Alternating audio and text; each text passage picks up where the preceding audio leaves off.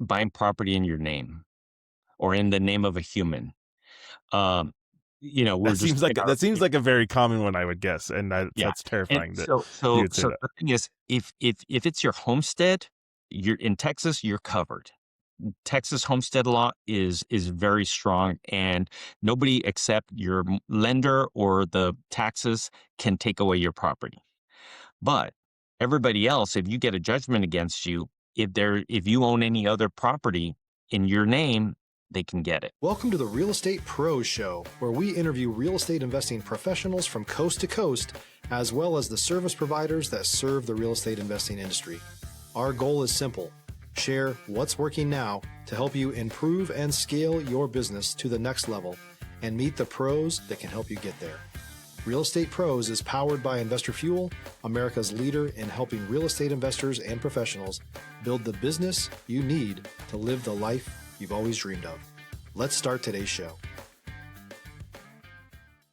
Property insurance for real estate investors doesn't have to be difficult, but it does need to be there to protect you when you need it. MyInvestorInsurance.com not only provides insurance at 15 to 30% cheaper than traditional agencies, it's built specifically for real estate investors like you. You can set up an account in about 2 minutes, get quotes on properties, turn on and turn off insurance for your fix and flip or rental properties in around 2 minutes without having to talk to anyone directly, all through our portal. There's no better way or faster way to make sure you've got the coverage you need to protect you, and no more lengthy policies either. Once you're set up, you're billed monthly and prorated by the day for however long your policy is active. It's powered by MSI, the third largest independent MGA, with 1.5 million customers and more than $1 billion in cumulative premiums written. Get set up today in about 2 minutes at myinvestorinsurance.com/fuel. Welcome back to the Real Estate Pros Podcast. I'm Cody Crabb with Investor Fuel. Today we've got Joseph Michael Dickerson, asset protection attorney out of Central and South Texas. He's helping real estate investors protect what they're building and now expanding into title services. We're going to break down what investors get wrong legally and how to actually structure deals the right way. Thank you so much for joining us today, Mike. I can already tell this is going to be a great episode. Yep, I'm looking forward to it. So give me a quick little background about you. What's your history? How did you get into this industry?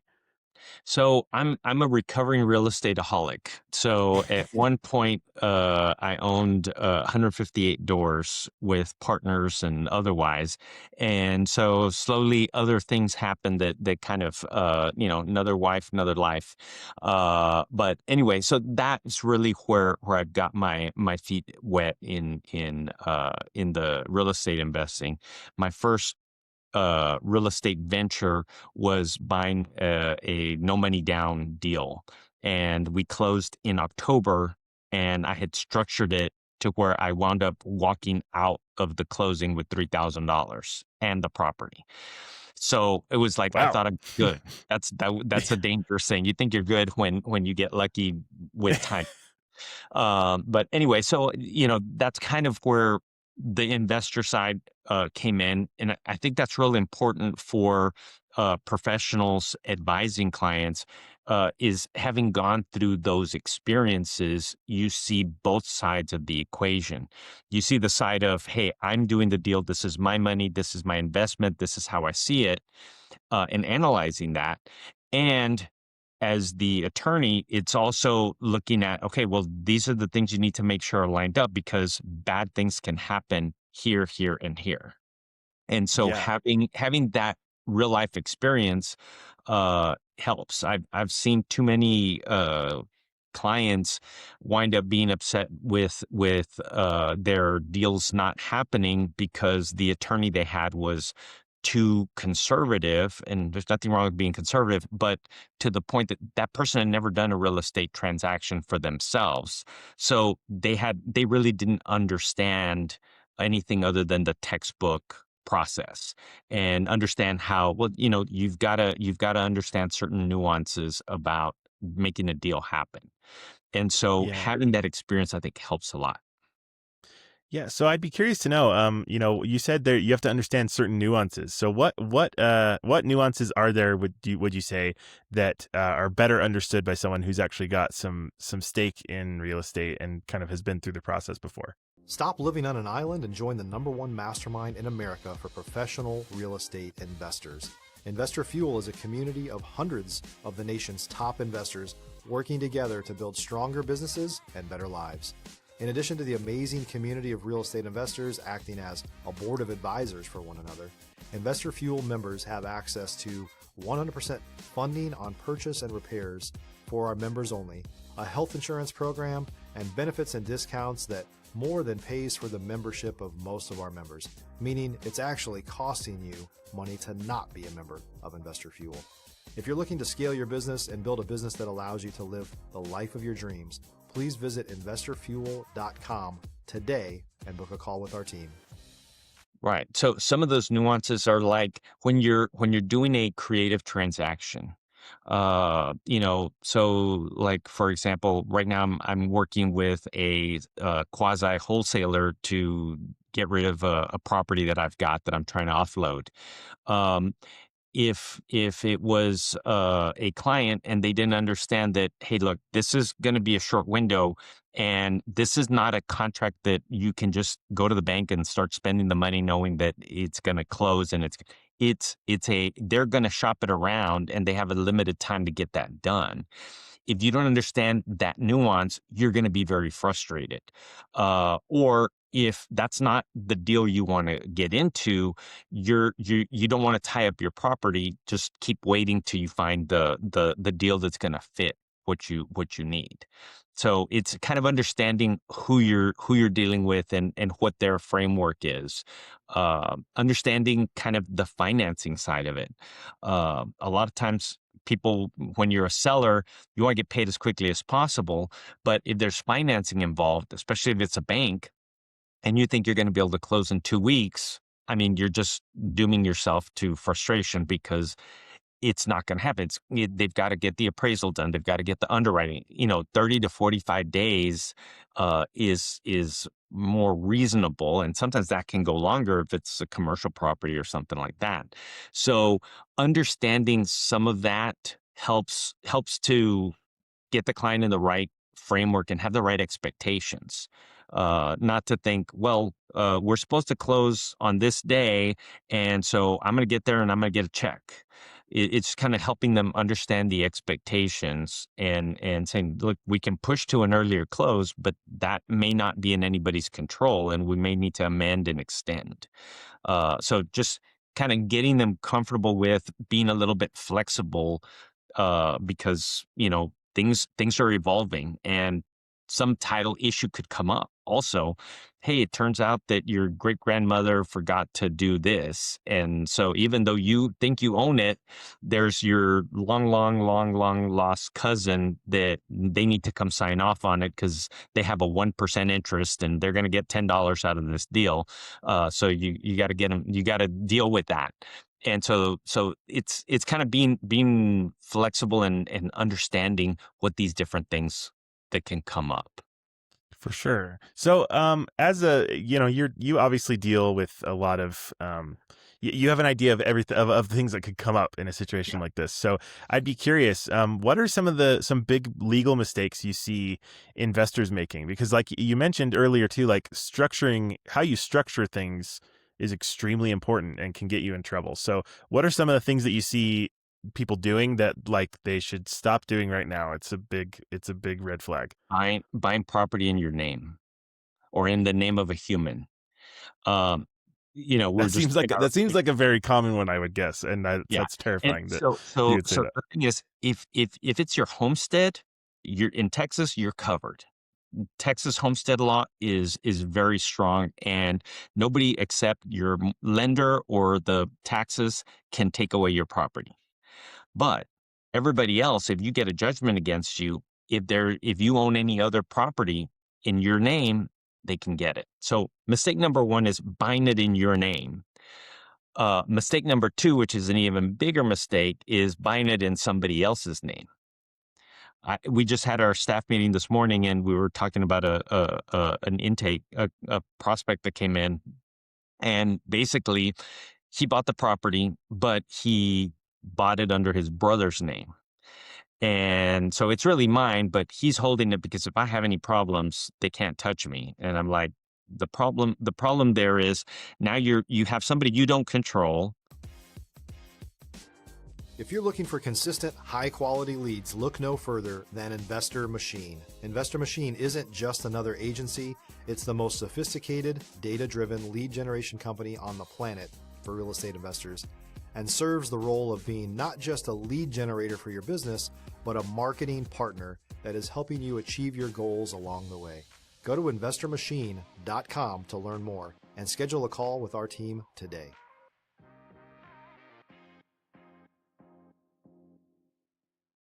Who has full control of the property. If they decide to sell it and pocket the money, there's nobody who's going to do anything for you. You're going to have to file a lawsuit and pray that you win. Secondly, what if that person gets divorced and they're able to access that because they bought it? Then it's community property. So now half of that now belongs to the spouse of the person that you put up to buy this property. Or if they're in a car accident, they get sued, that property could potentially be up for grabs if it's not their homestead. So there's a lot of bad things because humans cause problems. But creating an entity from the beginning, don't have your name ever appear on title or in the contract. Have it under a company. My recommendation, LLC is the best way to go. Have the LLC enter into the agreement. Have the LLC buy and close the property. That's just on paper. Like really, I mean, you're not. That's like most of the stuff that you're dealing with. It will not change. It's just a on paper thing, but it's so much safer. Yeah. Now there is one time when I understand that they're not going to want to do it is because commercial lending and residential lending have different interest rates. So residential rates are much better. So in those cases, I say, okay, 30 days after closing, you transfer it into your LLC. Freddie Mac has come up with some guidance that they're not going to exercise a due on sale clause for those transactions. In the 30 plus years that I've been practicing law, I have never seen any financial institution or lender exercise a due on sale clause just because they moved it into an LLC that they controlled. I've seen it because they did that and didn't pay taxes or didn't pay insurance, but not just for that. So if you're doing that, we've done that, you have to understand there is a remote possibility that they could exercise a due on sale clause. I wish I could tell you I have a for sure solution because we've tested it, but I had another friend of mine who had a similar situation. And I said, was this the way they solved it? And he goes, yeah, that's exactly what they did. So now to set it up for the answer, you get the due on sale clause notice saying, hey, in 30 days, you have to cure this or else we're going to foreclose. You say, oh, my bad. Let me title it back in my name. Boom, cured, and goes away. So like I said, just on paper, like this it's not like you have to change a lot about what you're doing. So I know real estate people, and I know that real estate people, it's a very people-y business. Everybody is very friendly and they make connections, and I can just hear so many people I know in this industry saying, oh, come on, like I trust my partner, I trust my friend here, he's not going to do anything. What would you say to those people specifically? Because I'm just hearing, it's in the comments already, like I can just sense it. So I'll give you a little story about a doctor client of mine when we're doing an estate plan for him. He says, Mike, why is everything so complicated that you're giving me? Can't I just put everything in my wife's name? And I said, look, I commend the confidence you have in your relationship, but if you're going to do that, you can't let your wife drive. You can't let your wife talk to people, because if she drives, she could be in an accident and they could take all your stuff. If she talks to other people, she could offend somebody. She could do something that causes them to sue her, in which case all of your stuff is there exposed. Translating it to what you're talking about, yeah, you can trust this person, but you can't control accidents that can happen. You can't control what their relationship can be like. So they may seem very happily married. If you're a new or newer real estate investor looking to launch or grow your real estate investing business, please check out Investor Fuel Club. It's a coaching community, but unlike anything you've ever seen before. And you can actually partner with members of our mastermind from coast to coast on deals right in your market. There's no better opportunity to build a consistent business than to literally partner with pros to help you avoid costly mistakes, avoid the need for capital to do deals, and help you eliminate your fears as you're starting your business. Learn more about Investor Fuel Club at investorfuel.com/club. And the other spouse doesn't agree that they're happily married. And as soon as now we have this property that if I cash out, I can go and start, I don't have to be stuck here. And usually we're the last to know that's going to happen. So because you don't know what other people can do to this person that you trust and have confidence in, you don't want to risk it, especially when it's so easy to create an entity that you control and that is separate from you, to the extent that if something happens to you, they can't go after this asset. And if something happens in the asset, it doesn't expand to anything else that you own. So it goes the other way too. Yeah. See, and I think the point I was trying to get across is it's not just somebody trying to scam you or take advantage of you. This can just be situations that are completely out of people's control. Mm-hmm. That someone it can just be a total freak accident that is, So my point is he's got a point. Even if you trust people, it's fine to have legal terms in place. That's probably a good thing. Yeah. So okay, if you what's the best way to, like, in a partnership? What's the best place to? You said an LLC is typically what you'd recommend for a situation like that. What else needs to be in place to actually protect you in one of these types of situations, especially with a partner or where you're working with someone else? Right. So one of the key things is, number one, having the right finances involved. In other words, what you don't want is two broke people trying to buy a property. And especially when they don't know what they're doing. I mean, there are people who don't have cash but have invested in learning, watching podcasts like yours, to educate themselves on how to structure these deals. And you always are going to have the first one, and you don't always have money. So you need to make sure somebody has the capital, or you have access to the capital to make some of these things work. And a lot of times, some partnerships are, hey, look, I have the deal, you have the money, and this is how we're gonna divvy things up. You need to have an exit strategy. How is this going to end? Because at some point it's going to end.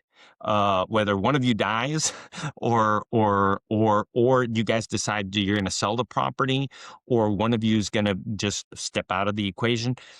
But you have to have that conversation beforehand. How are we gonna split things up when it's over? That's one of the keys. And if one is bringing in money and one is bringing in time and energy, we need to document how are we going to compensate for those disparities. So it's having those details outlined up front and in the document before you start buying and really getting into the nitty gritty. Because sometimes somebody can put in cash and say, look, you handle it all and I'm okay with 50-50. And then the person who's doing the work realizes, well, I'm not actually getting paid. I'm working for my half of the business. And this is a lot more work than I thought it was going to be. And I still need to eat. So all of a sudden there's that imbalance, and it starts becoming resentment. Hey, I'm doing all the work and you still get half of the rent. And then the other guy is like, man, I put on all the money and you just answer calls whenever there's a problem and just go collect rent, you know. Yeah. So you know, the grass is always greener. And so making sure everybody's very clear on the different responsibilities, that's something that's super important to have and have it documented. We have a saying in Spanish, las palabras en el aire se desaparecen. That means words in the air will disappear. So if you write it down, I tell my class, look, I know you guys are friends. I know that you guys have already talked about how you're going to do things. If it's not in writing, people forget. People don't remember things the same way. But if you write it down and you both sign it, now you know, hey, this was what the deal was. Now, can we change the deal? Well, yeah, but we can't invent a different past. So, hey, look, I was supposed to do this for my half, but you know what? If I could just get $500 out of the on a monthly, so I can be able to survive, that will help me make sense of the project. Okay, well, let's make that adjustment. You know what? It does make sense because I haven't even set foot on the property, so I don't know anything. I don't need to know anything. If you keep me out of the loop, yeah, take another 500. But we have a baseline where we're starting the discussion and the agreement. Yeah, I think the putting it in writing seems like so basic, but you're right. Like that saying it's gonna stick with me too, because like how many times have you said something to your wife or your friend or your like, and you just do not remember it the same way. Hmm. And this is business. We're talking about people's livelihood and their retirement and their investments. Yeah, So this is a big deal. This can cause major rifts. So I think you're right. Even just something as simple as let's just write it down yeah. could save so many issues going down the road. So how are you currently getting in front of investors who kind of need this type of help? Like, where is it that they're finding you, and how? Right. So I've got a TikTok channel where we post regularly on the different social medias. We also have a podcast called The Solution Point, where we talk to different people from different industries and finding solutions to problems. Some of those can be real estate related and you know, all kinds of different things. And we kind of just wrap it back to how that applies in the law. But that's one of the things that we get out there. And the other is our website, thedickersonlawfirm.com.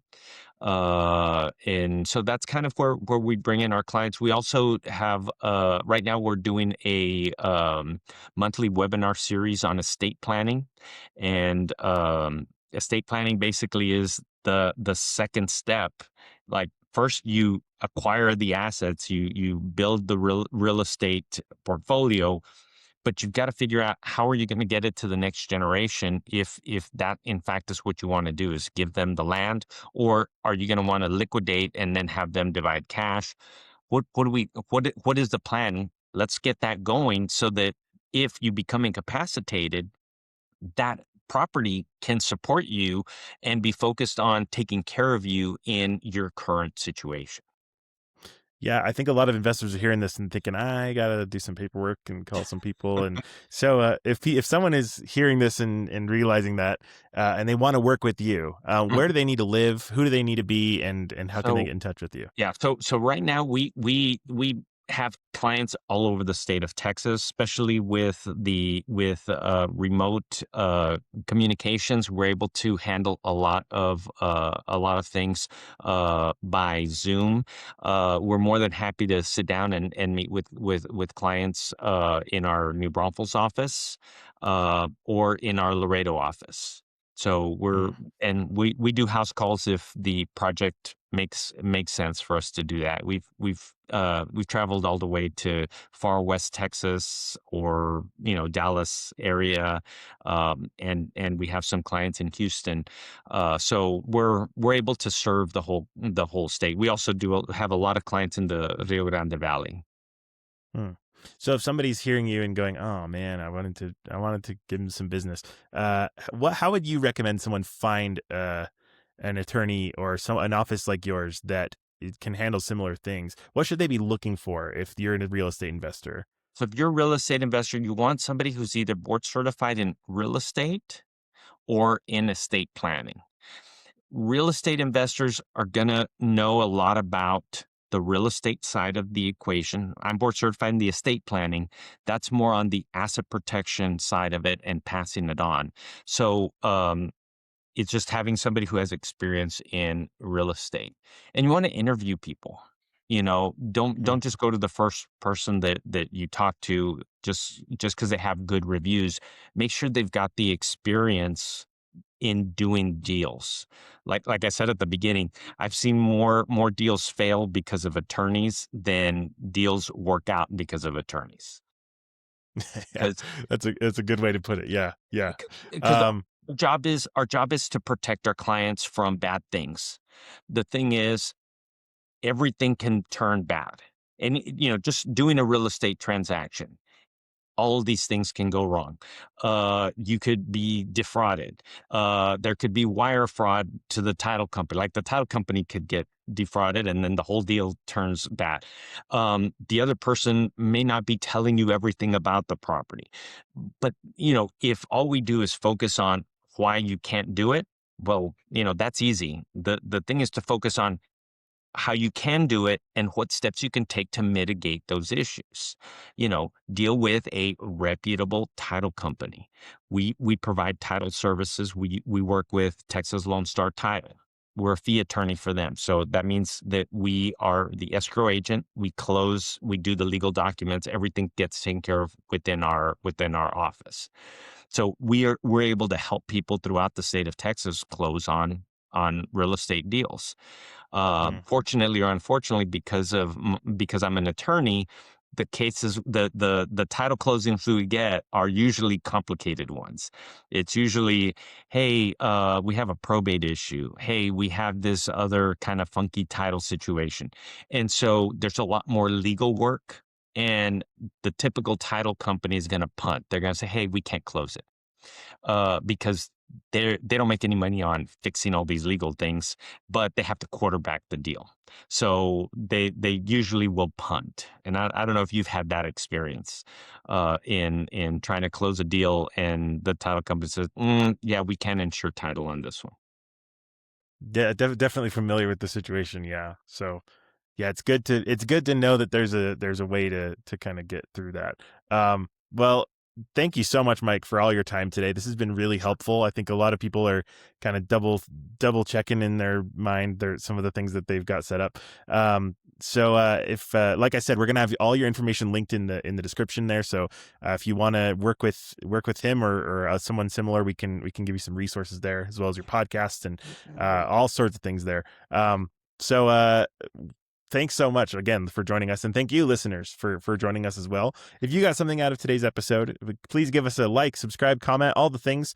And make sure you follow us so that you don't miss any more cool conversations with people like Mike. Thanks one more time for joining us. It's been a real pleasure. All right. Thank you, Cody. Thanks for joining us for today's Real Estate Pros Show. You can learn more about the amazing benefits of the Investor Fuel Mastermind community, including surrounding yourself with hundreds of other rock stars, 100% financing for your deals, and members-only discounts from vendors you're likely already using that, as a member of Investor Fuel, will save you more than the cost of your membership. Visit investorfuel.com to learn more. If you're interested in joining us as a guest of this show, please visit investorfuel.com/pros to apply. You can also check the show notes for access to free resources, how to get access to world-class lead generation, and much more. Don't forget to subscribe so you never miss another episode. Have a great day. We'll see you on the next show.